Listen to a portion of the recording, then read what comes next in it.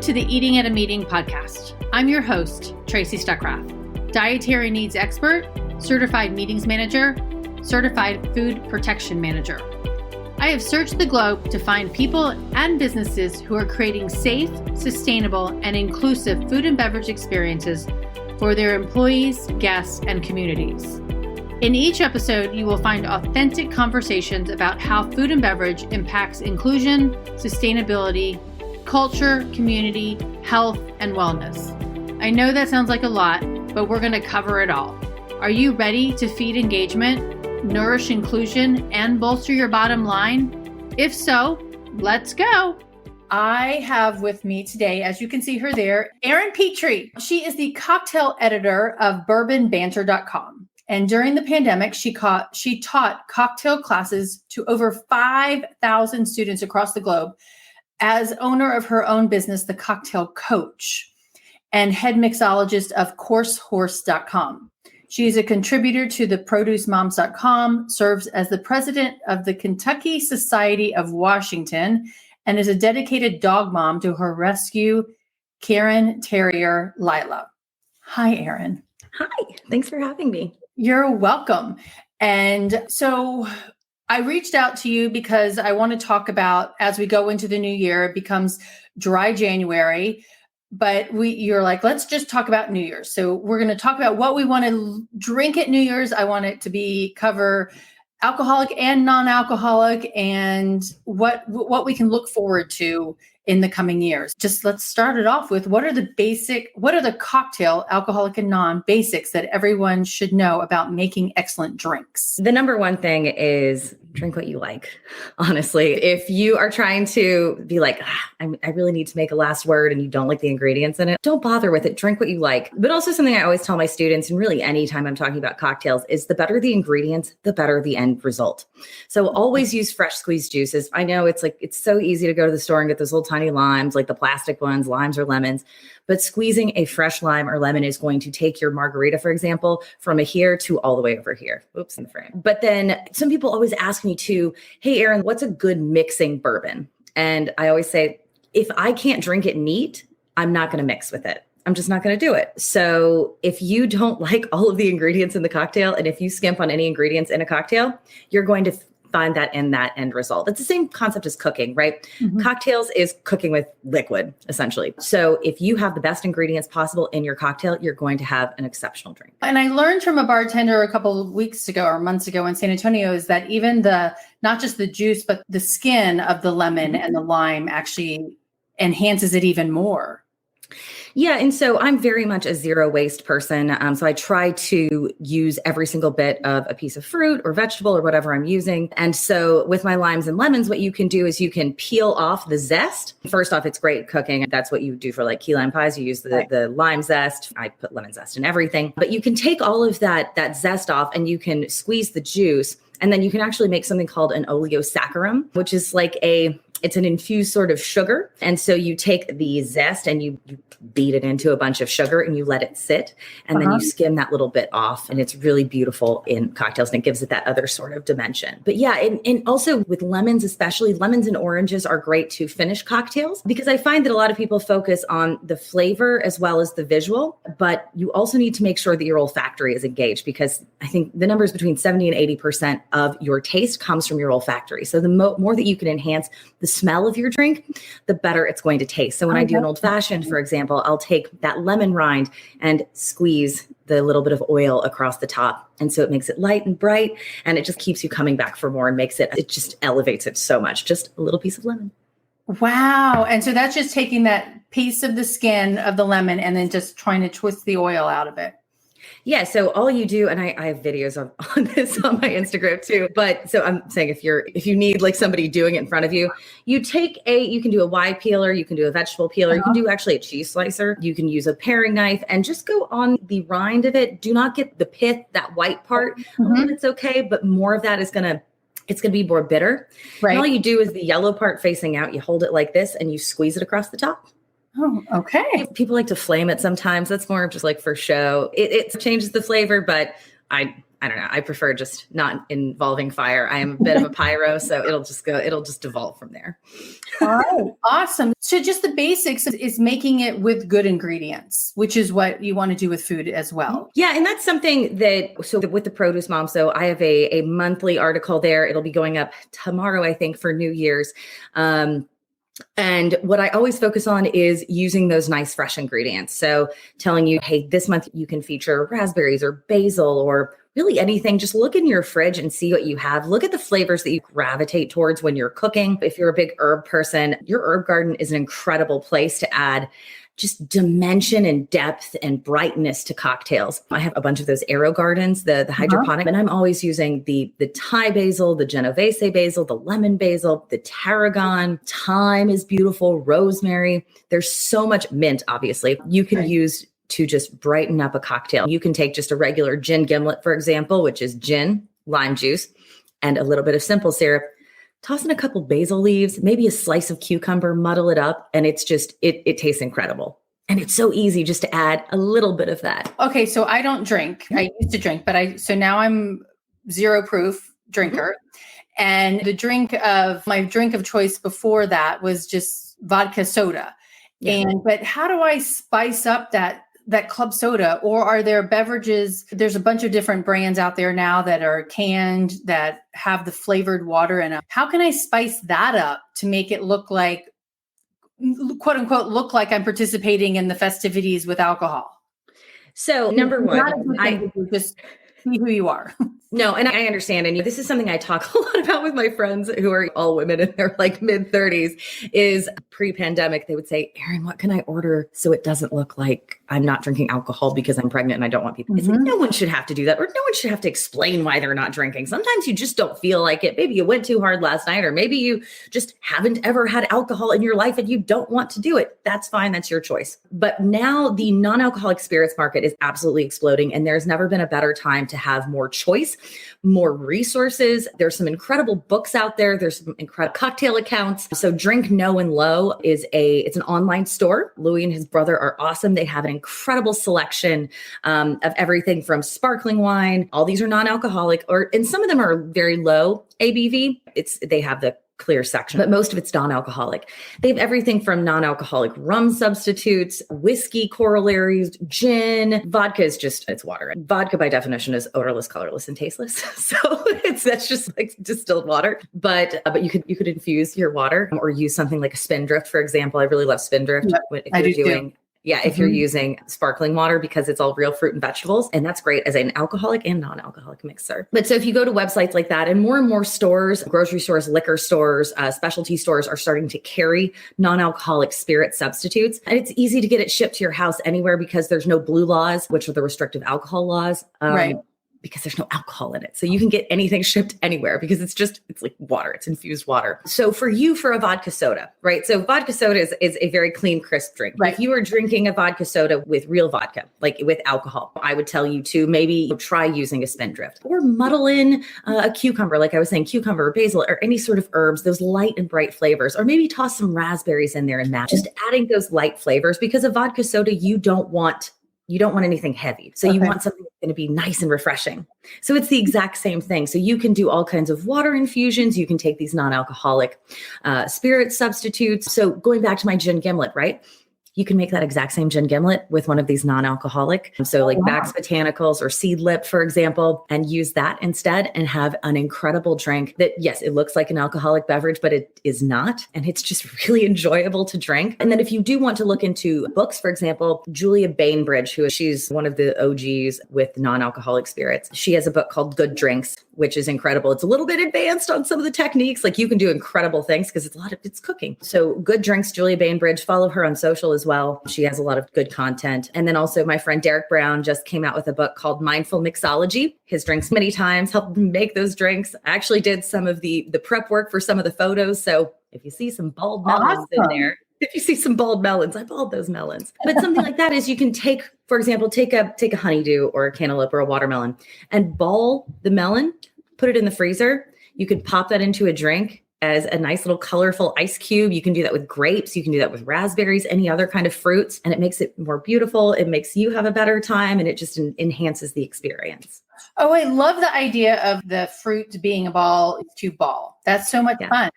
Or you could take pomegranate arils, like the pomegranate seeds, freeze those, pop those in, and then they float on top and they keep it cold. Well, I like that. But going back to it being New Year's, I highly recommend if you go to, I know it's on the No and Low web. I don't get anything from them. I just use them. Thompson & Scott is probably the best non-alcoholic sparkling wine out there. I have it at my house all the time. They have a rosé and they have the Chardonnay champagne. Amanda Thompson, who created it, used to work in champagne, like in the industry for years and years.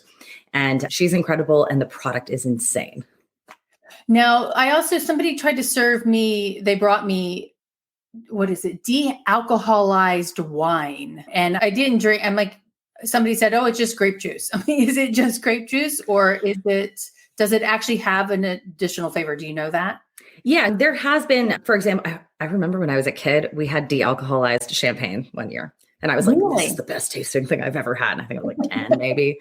And it has trace amounts. I think it can have less than, I think it's 0.5%. If you ever look at like a St. Pauli girl or any of the O'Douls, those have been de-alcoholized. And they taste like beer. They taste like wine. There is some sugar lost in that process because alcohol is processed in your body as sugar. It's not sugar, but like it's processed as sugar. So it will be a little bit of a different experience, but the flavor is really nice. So Thompson & Scott, for example, I don't think they actually do the de-alcoholized process. I think they actually just make it on its own. So it still really retains that flavor. But I feel like that's very reductive to say that it's just grape juice, because what is wine? It's just grape juice that has been exposed to yeast. What are we doing?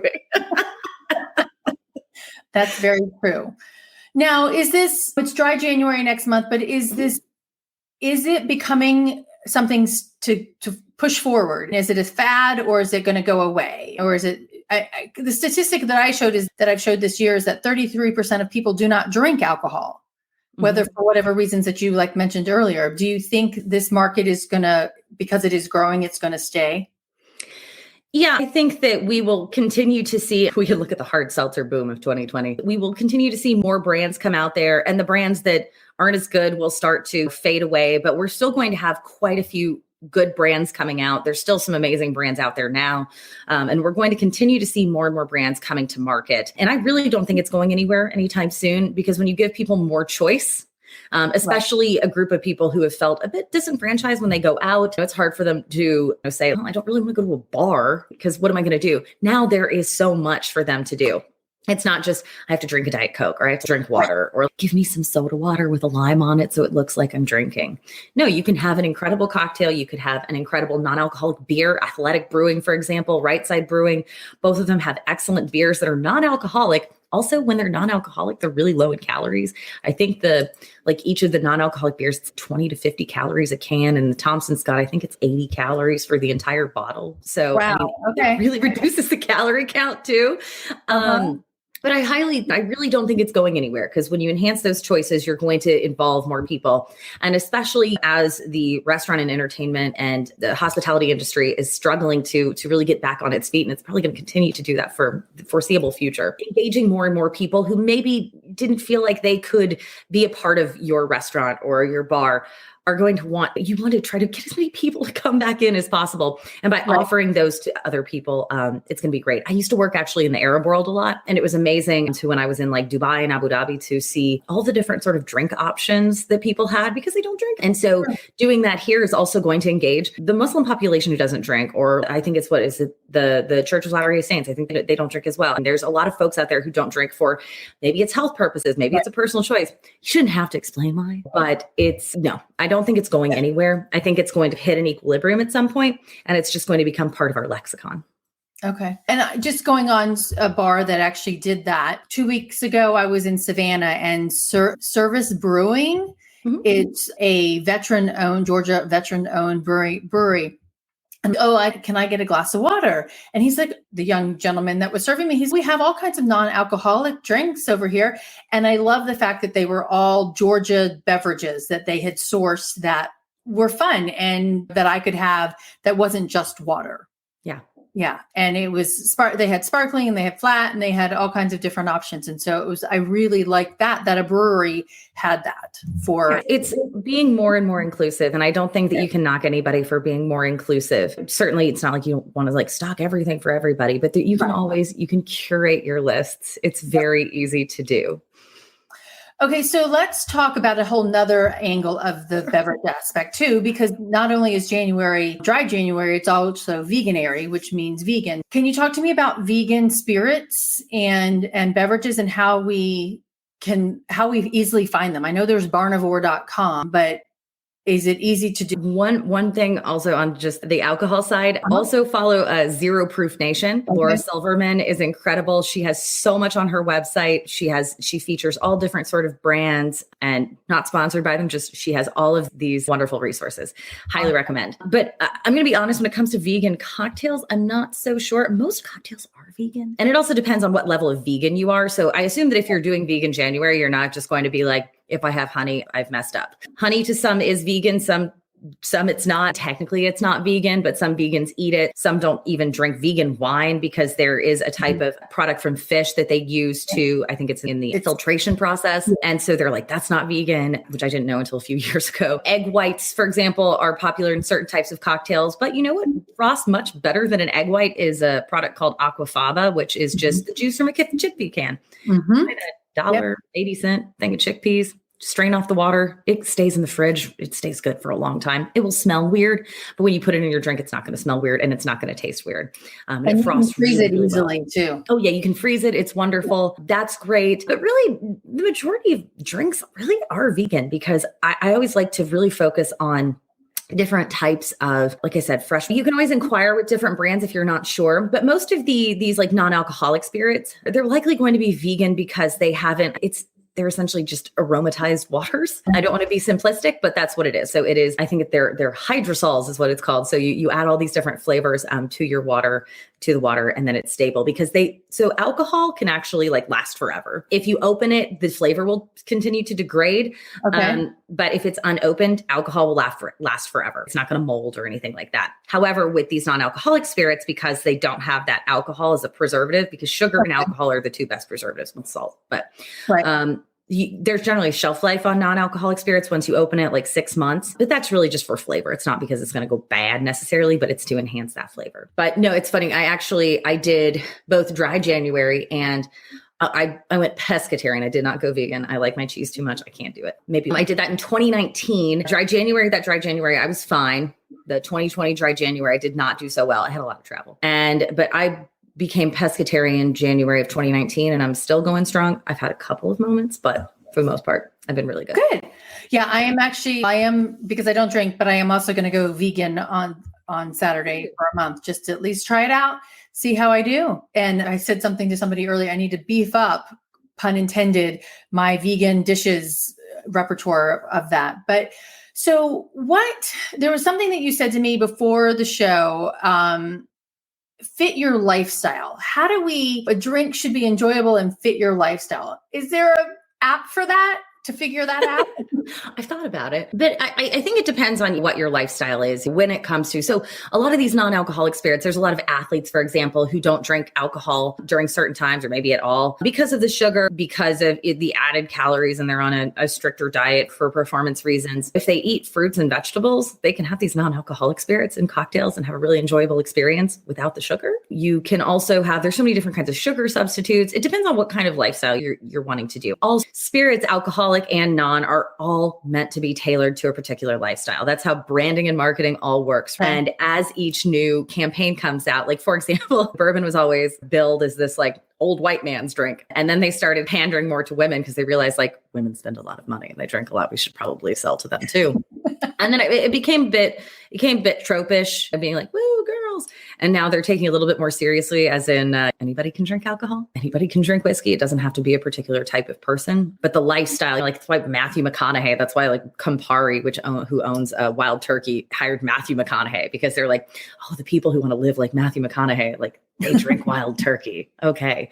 But I think what really helps in this particular instance is the mantra that we use, our maxim, if you will, at Bourbon Banter, which is drink curious. At its heart for Bourbon Banter, that means don't just drink Buffalo Trace, for example. Don't just drink what you think people think you should be drinking. Drink new things, try new things. But I really expand that to the world of cocktails and non-alcoholic spirits. just give it a try. If it's one glass or if it's one cocktail, like it's not gonna make or break. If you don't like it, you don't have to drink it forever. But who knows? It may open up an entire new category for you. And I think that's true for non-alcoholic and alcoholic. That's a really good idea, because it's just, you have to not do what everybody else does. Do what you want to do, and the way you eat and the way you drink. I do find it, what you were talking there, and it reminded me that I saw on The Rock, Dwayne Johnson's Instagram handle the other day, that he's now got his own tequila brand. Mm-hmm. And doesn't, what's his name? That is George Clooney sold one for $1 billion. Really? Yeah. Wow. And then the guy that plays Deadpool, what's his name? Doesn't he? Ryan Reynolds. He has Aviation Gin, and I love Aviation Gin. It's great. Terramana, it's fine. It's not great.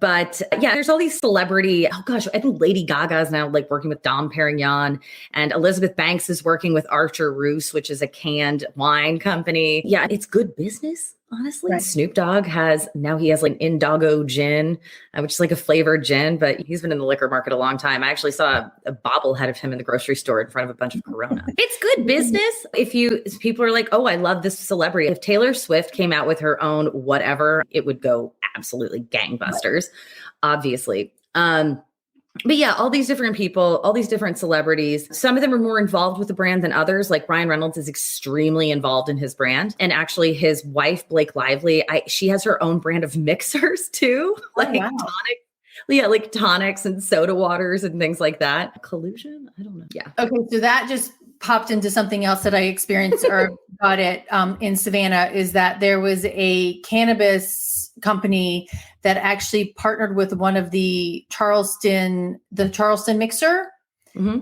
and they put CBD in that. Do you see that coming about in a lot of cocktails? This is my personal, honest opinion. I think CBD is going to be a flash in the pan when it comes to drinks. Everybody has been trying to do it in like CBD everything, CBD water, kombucha, everything.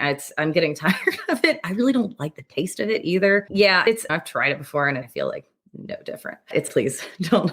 I'm not really interested in CBD. If that's your thing, do it. And if it works for you, do it. It is very popular. I do think it's going to be one of those things like with the sparkling water craze, where the market got so saturated so quickly that it's going to like expand, it's going to pop, and then it's going to pull back down. I don't think it's going to go away, but I do think that it's going to not necessarily be as big as people think it is in the long run. But if that's something interesting to you, definitely. I get press releases in my inbox all the time about like new CBD drink or hemp infused whatever, which is great for the economy of Kentucky, which is where I'm from, because it's like one of the biggest hemp producers. But yeah, I can't speak to some of the psychoactive effects, and by psychoactive, I don't mean like we're getting high, as in more of the beneficial psychoactive effects, like depression, gotcha. etc. Okay. I honestly can't say. All right. So before I get to that question, when cocktails, one of the questions that you say annoys you is that, what can I substitute with for XYZ, right? How do you, because you're a cocktail purist, which I love that. So explain to us, like, I don't want to say I'm going to replace it with vodka with whatever, but how do you, it's more about that purity and using the ingredients as they are to make a drink, right? Yeah, I feel like sometimes I have a bit of a more of a French sort of approach to the way I do cocktails. It's like, how dare you use that in place in this recipe? Like, how dare you? That's not as it was intended. But I always like to caveat that with drink what you want. If it sparks joy for you, drink it, please. If you do not like it, don't try to force yourself to like it. Drink something else. It's a joke, for example, like when people say, oh, I want to order a margarita, but like substitute Tito's. That's not a margarita. That's not a margarita. That's just not what it is. Let's call it what it is. It's a vodka sour. I would say though, at a lot of restaurants, certain restaurants say no substitutions. And the reason is not for them to be like nasty about it, but this is how we really intend it. We worked really hard on this. And it's the same if you go to a craft cocktail bar, like don't ask for a different like bourbon. If they have an amazing Manhattan that has a particular type of bourbon or rye in it, don't ask for something else. Just get it as it's intended. If after you try that one, you're like, I really want this with something else, then try it. Every bourbon, I'm using this as an example because it's my number one area of expertise. Every bourbon is different. Every bourbon has a different flavor profile. You can meld certain bitters better with certain bourbons because they have different recipes, different grain recipes called mash bills. The yeast that's used imbues different flavors. The amount of time it's been aged is different. Some of them have had secondary finishing in sherry casks or cognac casks. Those particular bourbons or rye or whiskeys or any sort of gin, for example, people are like, oh, I want a Hendrix in this. I love Hendrix, but it doesn't work in certain because it has particular botanicals. Every single gin is essentially a flavored vodka. I hate that I'm saying this, but it's true. They take a neutral grain spirit and they infuse it with botanicals. And all of those botanicals are wildly different depending on the brand. And not every gin is going to work in every cocktail. And certain gins are going to just explode in certain cocktails and they're going to be amazing. And it's the same with non-alcoholic spirit. You can have a certain type of botanicals that really works well with a recipe, but another one just might not work. So that's one of the reasons I say, I hear what you're saying. Would you mind trying it this way first? And then if you still want to change it, I'm happy to do it. Like that's absolutely, if that's going to make you happy, live your truth. Some people, they'll take a classic cocktail and they'll say, yes, but can I have it with all these other things? And I'm like, then that's not what you ordered. Like you ordered something totally different. Yeah. And that, I think that comes to play with like me when I was having alcohol or drinking alcohol, it was like, I needed to have Tito's because other brands were, when I found out I had an allergy to yeast, vodka is the least yeasty of them all. But Goose and Kettle One, which is what I was drinking, I could feel it in my sinuses. But then, and it was about the time that Tito's came out. So I switched to that, but I will say one other thing about Tito's is a marketing genius because they put on all their bottles that it is gluten-free. Yes. All distilled spirits are gluten-free, even if it's made with wheat. If it's a 100% wheat vodka, it is still 100% gluten-free.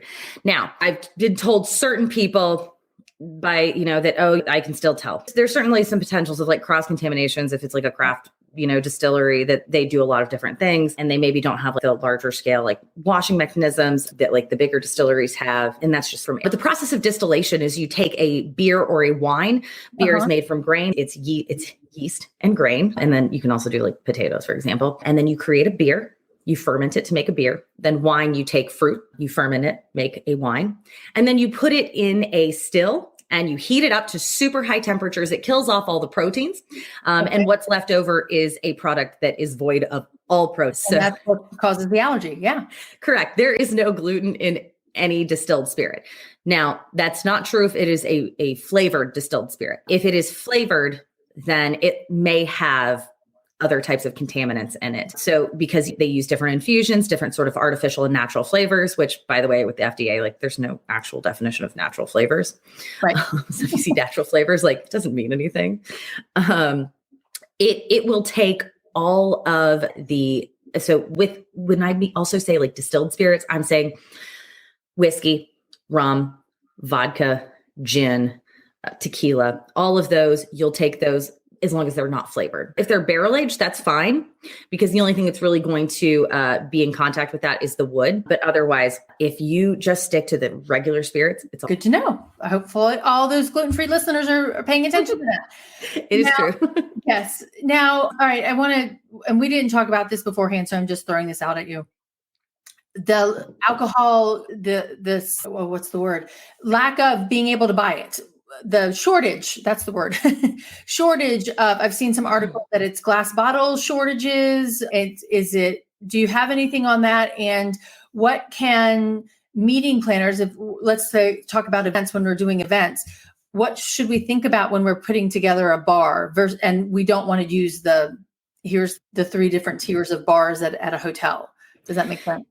Yeah, I'll tackle the supply chain one first. Yeah. So the supply chain shortages are very real. I'm not sure if this is still an issue, but aluminum cans was a severe issue, especially in 2020 and early 21, because everyone moved to RTDs, drinks ready to drink. Like cocktails ready to drink. So all these different bars, brands were coming out, and especially like the hard seltzer boom again contributed to that significantly. And places were also hoarding it, like just like people hoarded toilet paper, places were hoarding like aluminum cans. And so it was really hard to get aluminum cans for a long time. Glass bottles, it's also very difficult. A lot of that was because some of these factories that make it, especially ones that were in the factories closed down. And so they're still working on, so they're still trying to catch up. they're all still trying to catch up on the demand. Now, I really haven't personally been impacted by this because I like a lot of different things. There hasn't been a lot I haven't been able to get. I heard that there was like a champagne shortage. I think it was like last year. I didn't see that. And also, I'm not like just drinking like one brand. Also, like try Cava, try Prosecco. There's all kinds of different options. Or even try anything made with Méthode Champenoise, which is like the traditional champagne making method. I'm sure I brutalized that French, but that's fine. New Mexico, Texas, they actually make some decent sparkling wines. And obviously California does as well. But so for a meeting planner with the Kentucky Society, I started out as heading up all of our events. So for a little over 7 years, I did all of the events for the Kentucky Society, which was from happy hours and speakers events to inaugural balls and everything in between, fancy dinners, 800-person garden parties for Derby, you name it. So I'm very familiar with working with hotels and all of the different grades. But hotels should be able to give you corollaries or substitutes. If you're looking for the basic spirits, you should be able to find certain things. However, there's a bit of a difficulty with the 3-tiered system in the United States, which is distillers, distributors, retailers. And so everything has to go through that middleman distributor. Not going to unpack that like kettle of fish right now, because that's a whole different story. Yeah, but certain hotels may be tied to a particular distributor. Okay. But they should all have at least 2 of the same thing in their portfolios. So just ask them what the other one is. I also wouldn't necessarily focus on saying, oh, we have to have Jack Daniels. If you must have, we have to have Jack Daniels. There's a lot of other great Tennessee whiskey out there. It's not just Jack Daniels. There's amazing gins out there. If you don't have Tanqueray, like you could do other things. There are many others. Another great place to look, especially for meeting planners, is to really look into your local community and see what the local distilleries are. You'd be surprised at how many local distilleries would just like really show up for you and help you get product. And then you can also use that as a bargaining chip with your venues. If they're a national chain, they might not care. But if it's a local venue, they'll probably be willing to work with a local distillery or brewery or winery. And they probably already have those relationships anyway. So I would say definitely look local and look for substitutes. Don't get married to a brand name. I know that everybody's, oh, Grey Goose is the best person. Like I drink Kettle One when I do. Oops, sorry. But there's all kinds of people are like, oh, I must drink Tito's. I was like, but there's a lot of other vodkas. Right. There's a lot of other vodkas. If I blinded you on them, you probably couldn't tell. If I did a blind tasting, you couldn't tell. I swear. Different with other flavored products, but don't get married to your brand names. Look for other options. I really like that. And unfortunately, in a lot of hotels, they put those packages together. Here's what's in the lower and here and the high and whatever. So maybe we can get away from that as well. Now, event planners know if your venue can't deliver on something they contractually like said to do, like they need to find a substitute. Right. Perhaps that's also something that you can do when you're negotiating these contracts, is to say if something is unavailable due to supply chain issues, you will provide a substitute, an appropriate. That's a good point. We have a comment over here. What is that? Oh, Dawn is like, perfect conversation, perfect timing for this conversation. Thank you. So now you said something you said the word local, which I love. Yes. And I always follow the Good Food Awards, which honors a lot of companies doing that. But sustainability wise, do you see the bigger brands or being a lot more sustainable, and or are the more local brands doing that kind of sustainability practices better? So in my day job, I'm working on our ESG planning. And so everybody, like, sustainability is a good business, but it's also like, we have to do it. We have to do it. And if you're not the kind of person who is, we have to do it, then you're like, it's good business. Everybody's expecting it. Investors are expecting it. Consumers are expecting it. More people are making consumer choices based on the sustainability promises and outcomes of the big brands are definitely doing it because they have large scale investor bases. And some of them are also publicly traded. And so they're required to like meet certain things according to what their investors require, what also just the court of public opinion requires. From a local standpoint, local breweries, even everybody from restaurants, retailers, breweries, distilleries, wineries, but they also care about sustainability because they live there. They really want to make sure that everything's local. Also, in regards to local, will generally have the lowest carbon footprint because there aren't all those transit costs and all of the scope emissions that come along with that. But I mean, sustainability is key for everybody. Everyone's doing it, whether it's from enhancing recycling programs. I couldn't believe it when I saw a commercial with Coke and Pepsi, like talking at the same time. And they were saying like, we're trying to get all of our bottles back. Like, please recycle, like recycle everything, please, which is, we should all be doing it anyways. But a lot of different brands are also trying to start using recycled glass, thinking about other types of packaging that's more recyclable, has a lower carbon footprint, can maybe be more sustainably sourced, more locally sourced, locally packaged. There's so many different options. Also just reducing your entire supply chain length. And so making sure that the corn, for example, that you're using for your whiskey comes from closer and it's not being like shipped in from across the country. Bourbon distilleries have been doing that for a long time. Obviously, they've had to expand their sourcing region just due to demand. But there's a lot of distilleries who pride themselves in going and working with the same family farms for decades and decades. And they try to also make it in Kentucky. Like the bourbon distilleries here, they try to source as much stuff from Kentucky as possible because bourbon has this Kentucky image. Like it is who we are. It is so deeply entrenched in our culture and our people that the more that we can do to benefit, the economy of the state, the better. And the more that actually translates into the end product, the better. People also, I think from a sustainability standpoint, and especially engaging more local, it makes people feel more connected to your brand. And like going back to marketing and branding, sure, you can slap like a celebrity on it, but the better thing is if you actually feel a very close personal connection to a product. You get very emotionally attached to it because it speaks to your culture, it speaks to your experience. So regardless of where you are, if you're in Washington State or Washington, D.C., I like to drink my local products. I love learning that things are super locally sourced. And everyone really, and the more that local folks can actually get involved with those brands, the better. And so and as event planners know, they're like, the experience is key. The experience is not just what's happening around you, but it can also be in how you present those products to people. So if you say, we have an event with all locally sourced beer, wine, and spirits, that's huge. It's huge. I think so too. Okay, one more question for you. Sure. Talking about that local thing, and I don't know the brand, but I know, and I don't remember the city it was, or maybe Toronto it was, but it was like the beer brewery was giving their leftover, whatever it was, to the bread maker, and the bread maker was giving their leftover. And I love that connectivity of those different types of food and beverage products working together to reduce the sustainability. Yeah, so that's been a common practice with a lot of distilleries for a very long time. So they take their spent mash. So the mash is they take all this grain, they grind it up, they put yeast with it, yeast and water. It ferments, they put it through the distills that pulls out that water. And then they're left with this like slop. And what they do is they actually send that off to farms because it's very nutrient rich. And it's also been enhanced with that yeast, which is really good for the animals too. And so there's so many pig, cow, et cetera, farms that they truck away all of that spent mash from all the distilleries and they use that to feed their animals. I feel like there's also large composting efforts. Yeah, as much as you can reduce the amount of waste that you are trying to create, the better. And I think I know large scale distilleries are doing this, and I'm sure many local distilleries are doing it. They are trying to close that consumer loop. So they're trying to make it as tight as possible and create as little waste as because it's better for the environment. It's better for sustainability.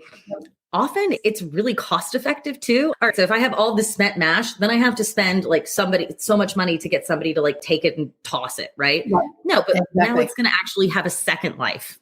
Right. Yep. That's so awesome. Yay. Yeah. So excited about all of that stuff. So thank you so much. Now, so my final question is, because we're talking about beverage, I would actually ask you what are you going to eat and drink on New Year's Day? How's that? So I will be on my couch on New Year's Day. Oh, I was like, New Year's Eve, I'm going to drink champagne and eat Indian food on my couch. Okay.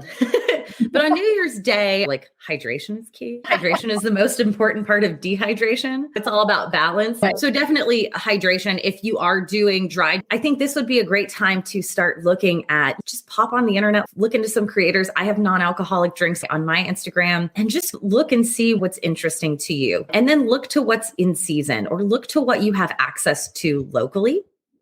And I think that for New Year's as well, it might be cold where you are. I don't know, global warming, like it's 80 degrees in Kentucky, but it's 70 degrees here in North Carolina. Yeah. It normally snows here. You want something light and bright. So like nice spritzers are always good. You can make like little like spa water, if you will, which is just, you could use sparkling water or flat water, like good quality, like distilled water or spring water, and add in those like fresh herbs, add in maybe a little bit of fruit, toss in some cucumbers. And it's just really nice and refreshing, and it invigorates you a little bit. I will definitely be drinking a lot of black coffee in the morning, like I do every single morning. Maybe I'll put some bourbon cream in it, but you always like to start the new year on a nice light note. If you do want some alcohol, hair of the dog is always great. So you can always finish off the champagne you didn't the night before. And if you did, you can open a new bottle, have a screwdriver, have a little bit of orange juice, replenish your vitamin C. If you go to a juice bar, there's all kinds of nice, like fresh juices, which are also great bases for cocktails. But yeah, think about what you can drink over the next few days, like into the month, and drink curious, most importantly. So I love that. Thank you very much. I have posted your Instagram, your Twitter, your bourbon and banter on the feed there. So everybody knows how to get a hold of you. And actually, I'll put your LinkedIn on there too, so they can connect with you. Thank you so much. Your energy about spirits and alcohol and non-alcoholic is awesome. Thank you. I love sharing. I love sharing. It's always a dangerous question. People sometimes ask me, they're like, what's your favorite bourbon? And I was like, how much time do you have? It's the same thing with cocktails, or like, how do I build a bar? How do I do any of this? And it's like, how much time do you have? You have like 4 hours? Do you have 10 minutes? Do you have like, where is it? Okay. Oh, I can talk for hours and hours on this. But yeah, feel free to reach out to me. Any questions you have, if you're building a cocktail menu, I'm happy to help. Spirits menu, non-alcoholic or alcoholic, also happy to help and provide any other resources too. Yeah. That's awesome. So everybody, thank you for tuning in. And as Donna said, this is perfect timing for this conversation. So hopefully you learned something to add to your New Year's Eve celebrations, as well as your New Year's Day celebrations. And thank you for being here. I will be back next week. So until then, and always stay safe and eat well and drink. Thanks, everybody. Thanks for listening to the Eating at a Meeting podcast, where every meal matters. I'm Tracy Stuckrath, your food and beverage inclusion expert. Call me and let's get started right now on creating safe and inclusive food and beverage experiences for your customers, your employees, and your communities. Share the podcast with your friends and colleagues at our Eating at a Meeting Facebook page and on all podcast platforms. To learn more about me and receive valuable information, go to tracystuckrath.com. And if you'd like more information on how to feed engagement, nourish inclusion, and bolster your bottom line, then visit eatingatameeting.com.